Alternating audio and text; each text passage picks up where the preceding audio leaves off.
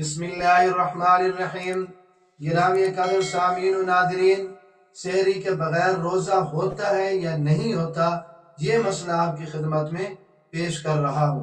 تو یاد رکھیے گا کہ روزہ رکھنے کے لیے سحری کرنا سنت ہے، فرض اور واجب نہیں ہے۔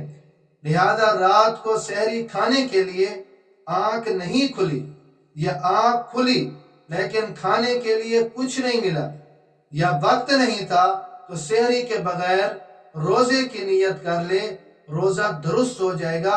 سحری چھوٹ جانے کی وجہ سے روزہ نہ رکھنا بہت بڑا گناہ ہے، یعنی سحری کے بغیر بھی روزہ ہو جاتا ہے۔